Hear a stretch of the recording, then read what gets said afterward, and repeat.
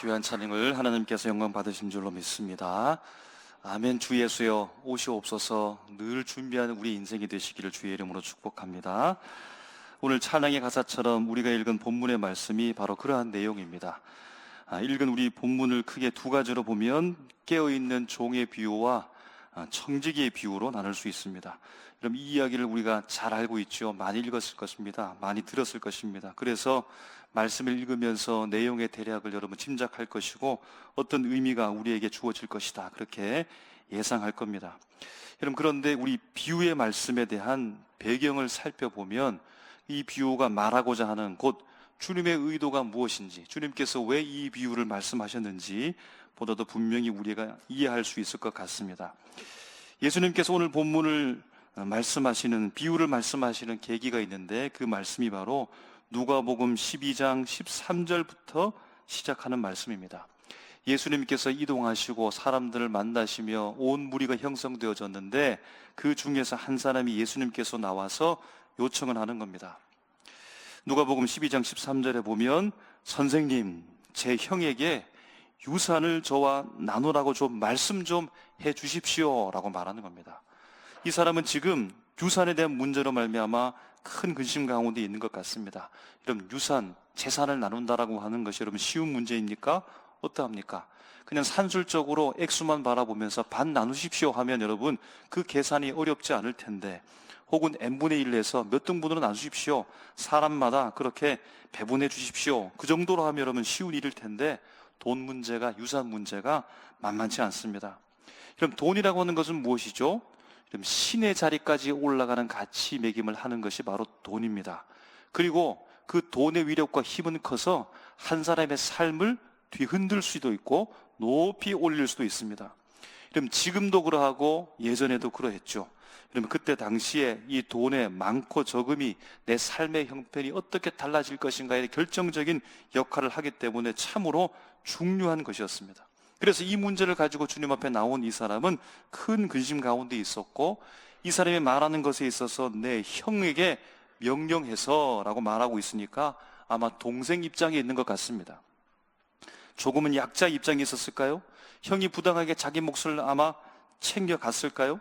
그래서 다른 사람이 느끼는 것과는 완전히 다르게 그의 유산에 나누어질 당사자로서 억울함과 또 분노와 힘겨운 일을 겪고 있으면서 그 큰 문제를 가지고 예수님께 나왔다라는 겁니다. 주님께 나왔으니까, 문제를 가지고 나왔으니까 주님께서 명쾌하게 그에게 답을 허락해 주고 또 위로도 해 주지 않았을까요? 여러분, 그런데 주님의 시선은 달랐습니다. 누가복음 12장 15절 말씀에 보면 주님께서 그에게 하시는 말씀이 사람의 생명이 소유의 넉넉함에 있지 않다라고 말하는 겁니다. 그런 소유의 문제를 가지고 끙끙 앓으면서 스트레스를 받으면서 고민 가운데 주님 앞에 가지고 나왔는데, 주님께서 너의 인생에 있어서 너를 결정적으로 인도하는 것은 물질의 많고 적음의 넉넉함에 있는 것이 아니다라는 겁니다. 물질에 집착해서 삶 전체가 그에 의존되어져서 좌우되어지는 이 모습을 바라보면서 주님께서 인생의 본질에 대해서 말씀하는 겁니다. 물질이 너의 인생을 좌우지우지하는 그 본질이 아니다라는 겁니다. 오히려 그 물질보다 더 중요한 가치가 있음을 주님께서 가르쳐 주시는데, 그 이후로 우리에게 익숙한 비유의 말씀이 나오는 겁니다. 어리석은 부자의 비유 여러분 알고 계시죠? 까마귀와 백합화의 비유 알고 계시죠? 공중에 나는 새를 보라, 까마귀를 보라, 들에 핀 백합화를 보라, 무엇 때문에 네가 염려하느냐라고 하면서 주님께서 말씀하시고, 그의 연장선 가운데 오늘 우리가 읽었던 깨어있는 종과 충성된 청지기 비유에 대해서 주님께서 계속해서 이어서 말씀하고 있다는 겁니다. 여러분, 그러니까 오늘 비유의 말씀에 대한 그 배경, 그 본문에 대한 그 배경 뒷받침 기초에는 물질에 대한 집착과 염려에서부터 출발한 말씀이라는 사실을 우리가 마음에 염두해 두고 오늘 말씀 가운데 함께 접근했으면 좋겠습니다. 우리가 읽었던 본문의 첫 번째 단락은 깨어있는 종의 비유입니다. 예수님께서 제자들에게 말씀하죠. 너희들 종과 같이 깨어있으라 라는 겁니다. 그럼 종의 역할은 무엇입니까? 주인을 섬기는 거죠. 주인을 늘 기다리는 데 있다는 겁니다. 본문에서 주인은 이동을 했는데 혼인잔치에 갔다는 겁니다. 그럼 당시의 혼인잔치는 몇 월 며칠 몇 시에 정확하게 시작합니다. 여러분 이런 의미가 없었겠죠. 그래서 적어도 시작 시간은 알아도 마치는 시간은 잘 몰랐다는 겁니다. 여러분 그러니까 주인이 혼인잔치집에 갔지만 갔는 거는 알았는데 언제 올지는 모르고 있다는 겁니다. 중요한 사실은 주인이 언제 올지를 모르고 있다는 겁니다. 만일 종이 깨어있지 않으면 주인을 맞이할 수 없는 거죠. 주인을 섬길 수 없는 겁니다. 여러분 그렇기 때문에 종으로서의 본분 책임을 수행하지 못하게 된다는 겁니다. 그래서 예수님께서 이 점을 강조하시면서 도둑처럼 예기치 못할 상황처럼 주인이 도래할 수 있으니까 늘 깨어서 준비해라 라고 주님께서 가르치고 있다는 겁니다. 두 번째 단락은 청지기의 비유인데요, 여러분 이 말씀은 깨어있는 종에 대한 비유의 말씀을 듣고 나서 베드로가 예수님께 질문하는 겁니다. 주님, 이 깨어있는 종에 대한 비유의 말씀을 우리 제자들에게 하시는 말씀입니까? 아니면 지금 여기 모인 모든 사람들에게 하시는 말씀, 그들에게도 해당되는 말씀입니까? 라고 주님께 질문하니까 주님께서 베드로의 질문 가운데 대답하는 것으로서 청지기의 비유로서 그에게 말씀한다는 겁니다. 그럼 청지기는 어떤 사람이죠? 주인의 소유를 맡은 사람입니다.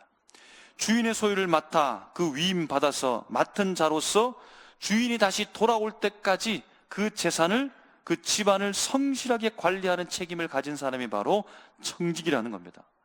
그 사명을 충실히 감당했다면 주인이 돌아왔을 때 이 청지기에게 더 많은 것을 그에게 맡길 것이다 라고 오늘 본문 말씀을 마무리하고 있다는 겁니다. 사랑하는 삼일교회 성도 여러분, 우리는 과연 종의 직분을 잘 감당하고 계십니까?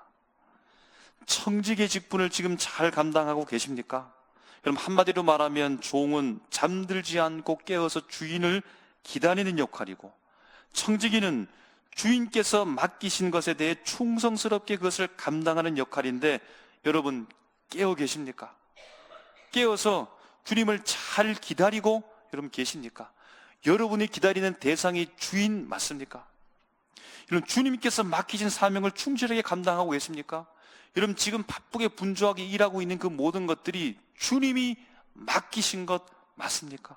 주님이 맡겨서 내가 다시 올 때까지 충성하게 잘 감당해라 라고 하는 그 일을 여러분 지금 하고 계십니까? 라는 질문입니다. 그럼 다시 한번 우리 자신을 돌아보시기 바랍니다. 우리는 지금 깨어 있습니까? 아니면 잠들어 있는 것 아닙니까? 막 흔드는데도 아직까지 잠을 자고 계시는 것 아닙니까? 깨어 있으면 되죠. 그건 무엇 힘든 겁니까? 잠들지 않으면 되는 것 아닙니까? 여러분 참 쉬워 보입니다. 여러분 그런데 오늘 본문 말씀에 좀 구체적으로 말씀하는데요, 그 기다림에 대해서 38절에 보면 주인이 올 수 있는 시각을 말하는데 혹 이경에나 혹 삼경에 올 수도 있다라고 말씀합니다. 유대인과 당시의 로마인의 시간은 그 시간 구분에 있어서 밤을 세 구간으로 나눴답니다.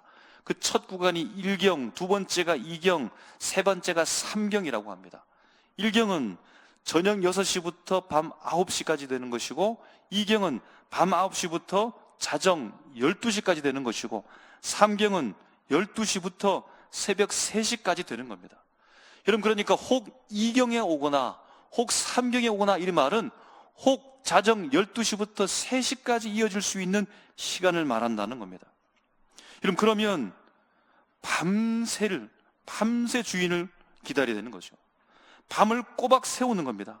그럼 그 이후로 4시부터는 날이 밝아오고 하루의 일과가 시작되는 시간으로 보는 겁니다.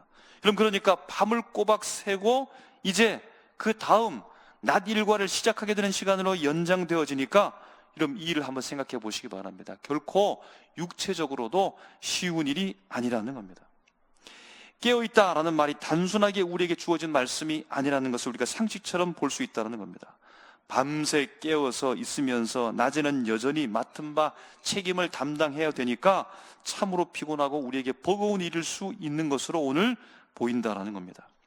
그럼 이 말씀이 우리에게 중요한 이유는 무엇일까요? 우리가 주님을 기다리고 있는 종과 같기 때문입니다. 우리가 바라보고 우리가 지금 기다리고 있는 분이 다른 어떤 것이 아니라 돈이 아니라 물질이 아니라 세상적인 명예와 권력이 아니라 우리가 바라보고 있는 대상, 우리가 기다리고 있는 대상 마라나타, 주 예수여 어서 오시옵소서. 우리가 주님을 지금 기다리고 있기 때문에 이런 기다림이라고 하는 것은 우리에게 참으로 중요한 의미를 가지고 있다는 겁니다. 그럼 어떤 사람들은 일상을 모두 내려놓고 기다리는 것만 하는 사람들이 있죠. 기다리는 것만 마치 일 삼아 그렇게 살아가는 사람들이 있습니다. 우리는 그 사람들을 일컬어서 이단이라고 합니다. 전 재산을 다 팔고 세상 일을 다 끊고 세상 친구도 다 끊어버리고 그 모든 것들을 다 바치고 주님만 기다리면서 나가는 사람들, 여러분 언뜻 보기에는 정말로 최선을 다하고 늘 깨어있는 사람처럼 보이는데 우리는 그 사람들을 일컬어서 이단이라고 하는 겁니다. 여러분 그러니까 주님께서 그렇게 기다리는 것을 원하지는 않는다는 것도 우리가 상식처럼 알 수 있다는 겁니다. 그러면 우리에게 고민이 되는 것입니다. 정말로 주님을 기다린다라고 하는 것이 무엇일까? 어떻게 주님을 기다려야 되는 것일까? 혹 나는 나의 일에 바빠서 나의 일에 매몰되면서 파묻혀 살면서 주님을 기다리지 못하는 사람이 아닌가? 내가 바쁘게 뛰어나고 있는 이 일은 주님께서 원하시는 일인가 아닌가? 혹 내가 주님을 맞이하지 못하면 어떡하지라고 하는 염려가 우리에게 올 수 있다는 겁니다. 그럼 진짜 깨어 있으면 무엇일까요? 진짜 기다린다라고 하는 것은 무엇을 의미하는 것일까요? 오늘 본문에서 예수님께서 36절에 이렇게 말씀합니다. 너희는 마치 그 주인이 혼인집에서 돌아와 문을 두드리면 곧 열어주려고 기다리는 사람과 같이 되어라 라고 말합니다. 그럼 이 말씀은 무엇을 의미합니까? 우리의 최종적 관심사가 지금 내가 하고 있는 그 일보다 주님을 기다리는 그 일이라는 겁니다. 내가 가장 중요하게 생각하고 있는 그 일은 바로 주인을 기다리고 있는 그 일이라는 뜻입니다. 여러분 그러니까 내가 하고 있는 이 일 다 내팽개치라는 말이 아니죠. 책임 있게 그 모든 일을 수행하고 있다가 언제라도 주님이 오시면, 언제라도 주님께서 문을 쾅쾅쾅 두드리시면 곧장 내가 뛰어나가서 문을 열고 주님을 맞을 준비를 하는 사람처럼 그렇게 살아가라, 그 말씀을 주님께서 하고 있다는 겁니다. 여러분 그러니까 주님께서 우리에게 요구하시는 것이 단순히 처려하라, 밤새 깨어 있어라 라고 하는 비현실적 요구를 우리에게 하는 것이 아니라 언제라도 주님을 맞을 수 있는 자세를 가져라, 언제라도 주님을 맞을 수 있도록 준비된 상태로 그 준비 상태를 유지하면서 살아가라, 그 말씀을 하고 있다는 겁니다. 36절 말씀을 직역하면 이렇게 된다고 합니다. 그 안에서 준비된 상태가 되라. 마치 주인이 너희를 깨어있는 것으로 발견할 때처럼 그렇게 살아가라, 그렇게 말씀하고 있다는 겁니다. 그럼 여기서 준비된 상태는 단순히 기다린다라고 하는 그 의미를 넘어서 내 행동과 내 마음과 주인의 도착을 즉각적으로 반응할 수 있는 내 행동과 내 마음, 그 모든 물리적으로 깨어있음과 동시에 내 정신적, 영적으로도 깨어있는 그 상태를 포함하는 표현인 겁니다. 그러니까 결국 기다림이라고 하는 것은 늘 긴장해가지고 내가 밤잠을 설치면서 한숨도 못 잤다고, 마치 잔 것 같은데 선잠을 잔 것처럼 늘 피곤해 있는 상태를 말하는 것이 아니라 오히려 주님의 임재를 맞이할 수 있는 내 온 전 삶의 정비를 통하여서 주님께 안테나를 세우고 하나님을 향한 삶으로 나가는 것, 그것을 말하는 것이죠. 언제라도 그분을 맞이할 수 있는 그 마음과 행동과 영적 민감함을 가지고 살아가고 있는 상태를 말한다는 겁니다. 주님은 또 42절에 이렇게 말씀합니다. 지혜 있고 진실한 청지기가 되어 주인에게 그 집 종들을 맡아 때를 따라 양식을 나누어 줄 자가 누구냐라고 말합니다.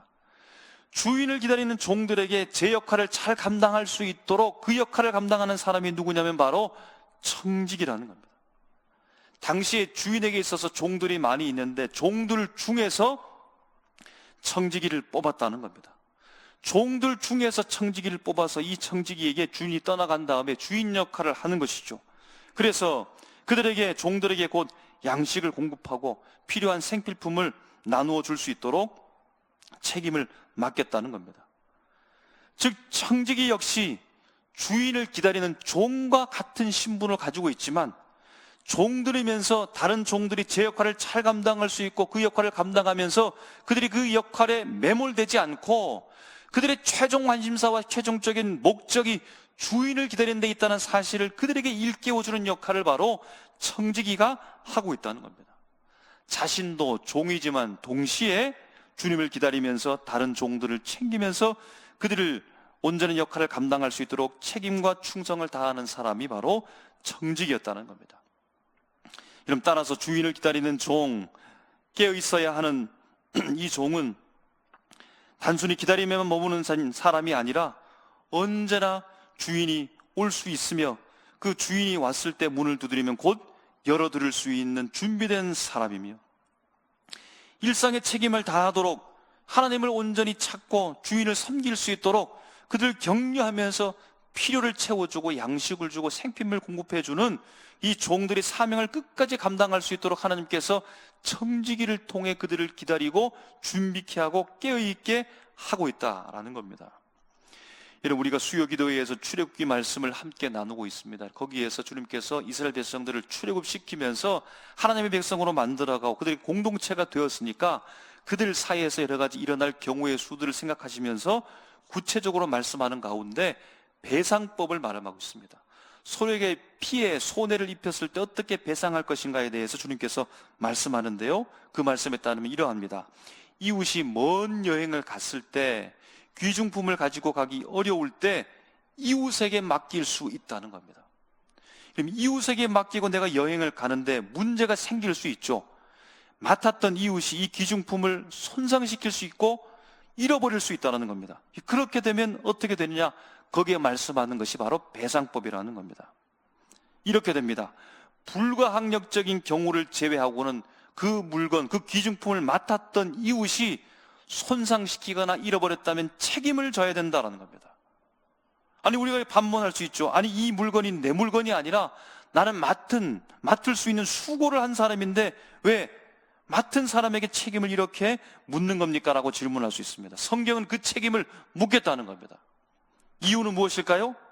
당신이 이웃이기 때문이라는 겁니다. 하나님께서 만드신 선한 백성 공동체로서 살아가는 이웃으로서 구성된 하나님의 백성이기 때문에 그 사람이 이웃의 역할로서 마치 맡은 그 물건을 자기처럼 생각하면서 살아가라고 하는 그 책임을 이웃에게 묻겠다라고 주님께서 말씀하고 있다는 겁니다. 여러분, 이것이 바로 주인을 기다리는 종과 청지기의 모습과 닮아 있는 것이죠. 주인이 맡긴 그것을 가지고 귀하게 여기면서 끝까지 책임을 감당하는 사람, 그럼 그것이 바로 주님께서 원하시는 충성된 청지기이며 깨어있는 종의 모습이라는 것입니다. 사랑하는 성도 여러분, 깨어있는 삶이란 단순히 밤을 꼬박 새는 게 아닙니다. 교회 와서 온종일 있는 것, 그것만으로 만족되는 것이 아닙니다. 36절에 말씀하고 있는 것처럼 주인이 문을 두드리면 곧 열어줄 수 있는 자세, 그런 삶으로 살아가고 있는 내 삶을 정비하는 사람, 주님을 언제든지 마주할 수 있도록 준비된 삶을 살아가는 것, 그것을 바라보면서 주님께서 깨어있는 삶이라고 말씀한다는 겁니다. 여러분, 우리의 마음과 행동이 언제든지 주님의 뜻에 즉각 반응해야 되는 겁니다. 즉각 반응하는 겁니다. 주님께서 오라 하시면 예 주님, 주님께서 말씀하시면 아멘, 이렇게 하는 것처럼 그것이 바로 깨어있는 삶이라고 주님께서 말씀하는 겁니다. 여러분, 어떻게 이 일을 할 수 있을까요? 여러분들이 이미 그 일을 하고 계십니다. 여러분, 부모의 말씀에 따라서 동생과 놀아주라고 하는 형의, 이 아이의 이 상황을 한번 생각해 보시기 바랍니다. 형이 동생과 놀아주는 겁니다. 온 마음을 다해 재밌게 정성을 다해 누구보다 사랑하는 마음으로 동생과 놀아주고 있죠. 즐겁게 놀고 있는데, 그런데 부모님이 이제 밥 먹자라고 하면 어떻게 합니까? 동생과 아무리 재밌게 논다 할지라도 놀이를 마무리하고 장난감을 제자리에 돌려놓고 손을 닦고 밥 먹자라고 했으니까 식탁으로 곧장 가야 되는 거죠. 그럼 그것이 깨어있는 종의 모습이라고 할 수 있겠습니다. 청지기는 누굴까요? 청지기는 큰형, 큰 누나쯤 되는 사람이라고 볼 수 있는 겁니다. 동생들이 노는데 더 작은 동생을 돌보는 데 있어서 도와주기도 하고, 잘한다 칭찬해 주기도 하고, 엄마가 주는 간식도 그에게 주기도 하고, 놀이가 어려울 때는 설명해 주기도 하고, 동생이 말을 듣지 않으면 같이 데려가 주기도 하는 그 역할을 감당하는 사람이 바로 청지기라고 할 수 있겠다는 겁니다. 그래서 이 청지기에 대해서 42절 말씀에 지혜 있고 진실한 청지기라고 말하는 겁니다. 청지기는 어떻게 되는 겁니까? 지혜가 있어야 되는 것이고, 진실해야 그 역할을 감당할 수 있다라고 주님께서 말씀하고 있다는 겁니다. 사랑하는 성도 여러분, 우리는 단순히 주님을 기다리는 것만으로 끝나는 존재가 아닙니다. 오늘 교회 왔으니까, 교회에서 몇 시간 보냈으니까, 내가 봉사 몇 시간 했으니까 그것만으로 모든 것이 다 끝나는 것이 아닙니다. 깨어있음과 기다림과 그리고 책임의 충성스러운 수행을 다 이루어지며 그것이 연결되어지는 진리를 우리가 발견하게 되어질 때에 진짜 종과 청지기의 모습을 우리가 이해했다라고 볼 수 있는 것입니다. 주님을 기다리는 종으로서 우리는 내 삶의 중심이 항상 주님을 향하여 여러분 나가고 있습니까? 내 삶의 중심이 주님이 맞습니까? 내가 드리는 예배, 내가 드리는 기도, 그 중심에 하나님이 있습니까? 주님을 기다리는 그 목적과 온전한 결정을 위해서 오늘 말씀을 읽고 말씀을 묵상하면서 내가 봉사를 지금 하고 있습니까? 그렇게 하고 있다면 내가 진정 깨어있는 종이라고 할 수 있습니다. 그저 그 일이 하나님의 일이 아니라 내 일이 돼버리고, 내 명예가 돼버리고, 내 공로가 돼버리고, 내 일이 집중이 돼버리고, 다른 일은 하지 못하고 내가 동의만 할 수 있는 여러분 그 고집과 아집을 가지고 있다면, 여러분 그것이 어떻게 하나님의 일이라고 말할 수 있겠습니까? 일상의 소소한 선택과 행동 속에서 여러분 주님을 맞을 준비가 되셨습니까? 내일 하는 거 바쁘니까 나중에요. 장가 가야 되고 소도 키워야 되고 여러 가지 일들 되고 바쁜 일들이 많은데 나중에 하겠습니다. 나중에 주님 나중에 오십시오. 여러분 그 일이 성립이 되겠습니까? 종의 삶은 결코 무작정 기다리는 삶이 아닙니다. 주님이 내게 맡겼는데 그것을 마치 내 일처럼 하지만 결국 그 근원은, 그 결국 목적은 주님이라는 사실을 여러분 한시도 잊어서는 안 된다는 겁니다. 주님이 오실 때는 마무리하고, 주님께서 부르실 때는 주님 제가 여기 있습니다라고 그 문을 활짝 열고 주님 앞에 나가야 된다는 겁니다. 그럼 청지기는 누구일까요? 우리 일명 직분자이겠죠, 목회자이겠죠, 또 성도님들이겠죠. 그런데 중요한 것이 있습니다. 그럼 이 모든 것에 있어서는 혼자 홀로 할 수 없다는 겁니다. 혼자 홀로 주님을 기다릴 수 없다는 겁니다. 그렇기 때문에 연약함을 아시고 주님께서 직분자를 세우시고 목회자를 세우시고 성도의 각각의 위치를 맡기셨다라고 하는 겁니다. 그 현실을 인정하지 않으면 여러분 우리가 함께 주님을 기다릴 수가 없다라는 겁니다.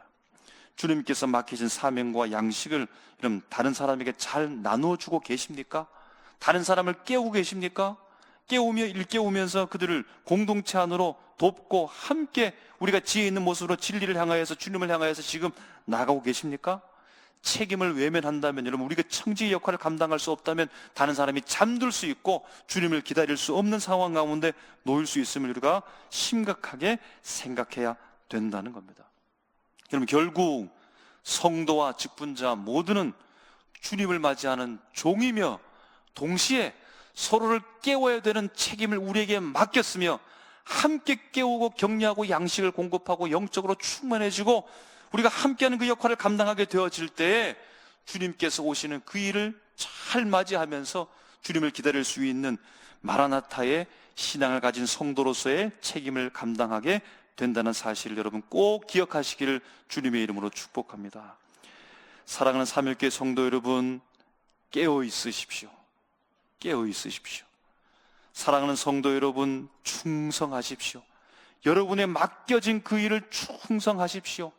주님께서 맡기신 충성을 통하여 주님께서 더 큰 일을 맡기시겠다라고 말씀합니다. 내가 왜요? 우리가 함께 공동체가 되어졌고 이웃이기 때문이고 주님께서 우리에게 그것을 맡기셨기 때문입니다.